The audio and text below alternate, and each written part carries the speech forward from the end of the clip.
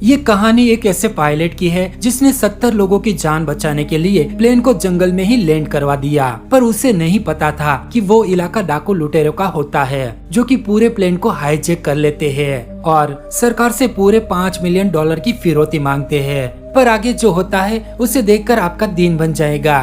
तो चलिए फिर पूरी कहानी देखते हैं। मूवी की शुरुआत में हमें एक पायलट को दिखाया जाता है जिसका नाम ब्रैड होता है। वो अपनी बेटी से वीडियो कॉल पर बातें करते हुए प्लेन की ओर जा रहा था। ब्रैड कहता है कि मैं अपना काम खत्म करके जल्दी ही घर वापस लौट आऊंगा, तुम बस अपना ख्याल रखना। अब ब्रैड प्लेन के अंदर आ जाता है और वो पायलट वाली सीट पर बैठ जाता है। अब पायलट और को पायलट एक दूसरे से अपना नाम जानते हैं। तभी एक लेडीज ब्रैड को आके कहती है कि आपको एक ऑफिसर मिलने आए हैं, प्लीज 2 मिनट के लिए आइए। ऑफिसर ब्रैड से कहते हैं कि इमरजेंसी की वजह से तुम्हें एक कातिल को अपने साथ ले जाना पड़ेगा जिसका नाम टोनी होता है। ये जिम्मेदारी हम तुम्हें इसलिए देते हैं क्योंकि तुम एक समझदार इंसान हो। अब तारीफ की है तो उसे ले जाना भी पड़ेगा ना। अब सारे मुसाफिर आ जाते हैं और प्लेन टेक ऑफ कर जाता है। रास्ते में खराब मौसम के चलते प्लेन में सभी को प्रॉब्लम हो रही थी, पर ब्रैड सबको बताता है कि घबराने की कोई जरूरत नहीं है। तभी प्लेन पर बिजली गिरती है। झटका लगने की वजह से पूरा प्लेन हिल जाता है जिसकी वजह से ब्रैड के सर पर चोट लग जाती है। इस भयानक तूफान के कारण सभी मुसाफिरों की जान गले तक आ जाती है। ब्रैड जल्दी से प्लेन को संभालने के लिए पहुंच जाता है। रेडियो के सारे संपर्क टूट गए थे। अब खराब मौसम के कारण आगे का कुछ भी नहीं दिख रहा था। तभी ब्रैड को पायलट से कहता है कि हमें प्लेन को नीचे की ओर ले जाना पड़ेगा।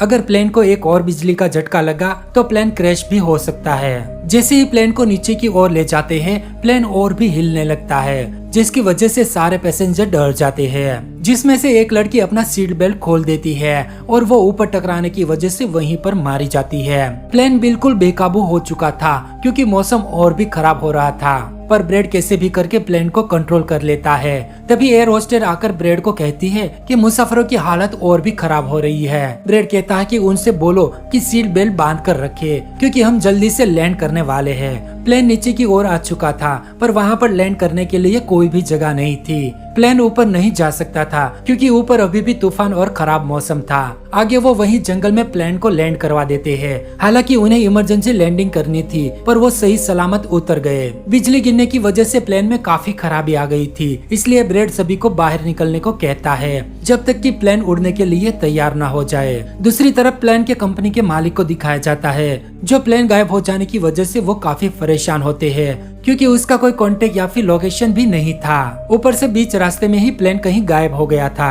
अब एयर होस्टेस ब्रैड को बताती है कि टोनी को लाने वाले ऑफिसर की मौत हो गई है। ये सुनकर ब्रैड को काफी दुख होता है पर वो कहता है कि बाकी सभी मुसाफिरों का ध्यान रखो, उसे कुछ भी नहीं होना चाहिए जब तक कि हमारा कांटेक्ट ना हो जाए और यहाँ पर सहायता ना पहुँचे। अब सभी ब्रैड से सवाल करने लगते हैं कि आखिर हमें यहाँ पर क्यों उतारा है। ब्रैड पूरी बात बताता है कि प्लेन पर बिजली गिरने की वजह से प्लेन में खराबी आ गई थी, इसलिए हमें इमरजेंसी लैंडिंग करनी पड़ी। थोड़ा सब्र करें, जैसे ही प्लेन ठीक हो जाएगा हम यहाँ से निकल लेंगे।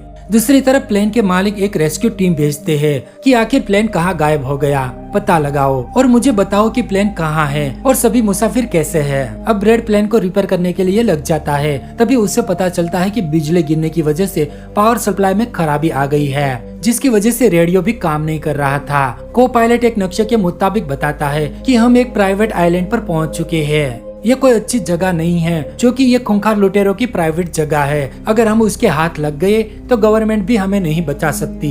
ब्रैड कहता है कि हमें कैसे भी करके रेडियो को ऑन करना होगा जिससे कि हम रेस्क्यू टीम को बुला सके, नहीं तो हमें कब तक यहाँ पर फंसे रहना पड़ेगा वो हम नहीं कह सकते।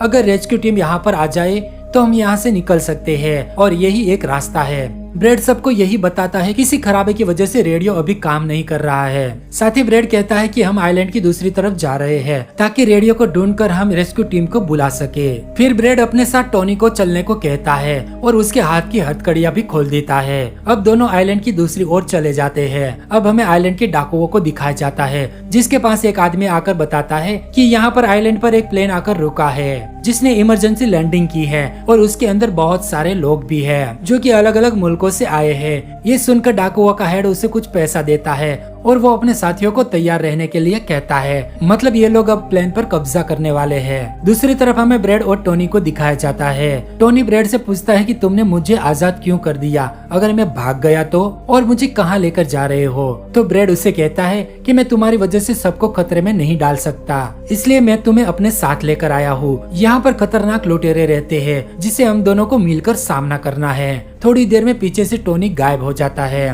दूसरी तरफ रेस्क्यू एक्सपर्ट प्लान की जानकारी निकालने लगते हैं। फिर वो रेस्क्यू टीम को फोन करके कहते हैं कि आप तैयार रहे, हमें कभी भी आपकी जरूरत पड़ सकती है। रेस्क्यू टीम भी तैयार हो जाती है। जंगल में आगे बढ़ते हुए ब्रैड को एक खाली पड़ी फैक्ट्री दिखती है। वो उसमें चला जाता है जहाँ पर उसे एक बंद पड़ा टेलीफोन दिखता है। फिर वो उसे ठीक करने लगता है और उसका संपर्क रेस्क्यू टीम से हो जाता है, पर लाइन की गड़बड़ी होने की वजह से वो एक दूसरे से अच्छे से बात नहीं कर पाते। फिर ब्रैड को एक आइडिया आता है। वो अपनी सारी इन्फॉर्मेशन अपनी बेटी को लिखकर दे देता है। वो सारी इन्फॉर्मेशन अपनी बेटी को लिखवाकर उसे रेस्क्यू टीम को देने को कहता है। तभी एक आदमी आकर ब्रैड पर हमला कर देता है। ब्रैड भी उसका सामना करता है और उसे वहीं पर बेहोश कर देता है। तभी ब्रैड को वहाँ पर किसी के होने की आहट सुनाई देती है। ब्रैड वहीं छुप जाता है, पर वहाँ कोई और नहीं बल्कि टोनी ही होता है, जो सारे गुंडों को मारकर हथियार लेकर वहाँ पर पहुँच चुका था। फिर वो ब्रैड को आवाज लगाता है। जब ब्रैड सामने आता है तो वो उसे कुछ हथियार देता है। अब दोनों नीचे की ओर जाने लगते हैं।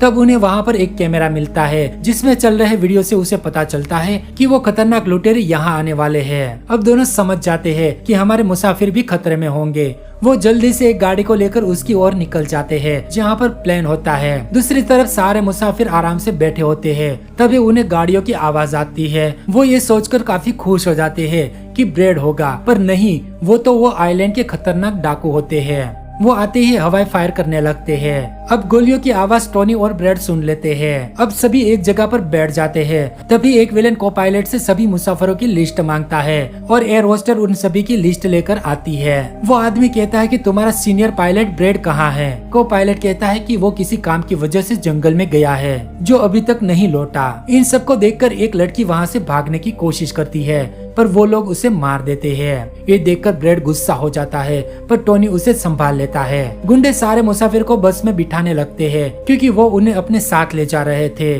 और उनका सरदार कहता है कि 2 लोग प्लेन में जाओ और सारा सामान ले आओ। उसके बाद सारे मुसाफिर को लेकर वो सब चले जाते हैं। तब ब्रैड टोनी पर गुस्सा करने लगता है कि वो हमारे लोगों को ले गए हैं और तुमने मुझे नहीं जाने दिया। जिस पर टोनी उसे समझाता है कि वो काफी ज्यादा लोग हैं और उनके पास खतरनाक हथियार भी है। अगर तुम चले भी जाते तो भी तुम अकेले कुछ नहीं कर पाते। अब दोनों गुंडों को वो पकड़ लेते हैं जो कि प्लेन में सामान लेने गए थे। ब्रैड एक आदमी को गन पॉइंट पर ले लेता है और उसे पूछता है कि ये सब कहाँ ले गए, बोलो नहीं तो उड़ा दूंगा। वो आदमी उसे कहता है कि वो एक खाली फैक्ट्री में ले गए हैं। ब्रैड समझ जाता है कि वो वही फैक्ट्री है जहाँ पर वो कैमरा रखा हुआ था। दूसरी तरफ ब्रैड का मैसेज रेस्क्यू टीम को मिल जाता है। उसे सारी डिटेल मिल जाती है कि एक आइलैंड पर प्लेन फंसा हुआ है और सभी सुरक्षित है, पर उस जगह पर काफी खतरनाक डाकू लुटेरे रहते हैं। फिर वो प्लेन की कंपनी के मालिक से कांटेक्ट करते हैं और उसे एक और प्राइवेट प्लेन भेजने के लिए कहते हैं। अब उन्हें लोकेशन मिल जाता है। अब उनके बीच में बातचीत होने लगती है। अब एक प्राइवेट रेस्क्यू टीम वहाँ के लिए निकल जाती है।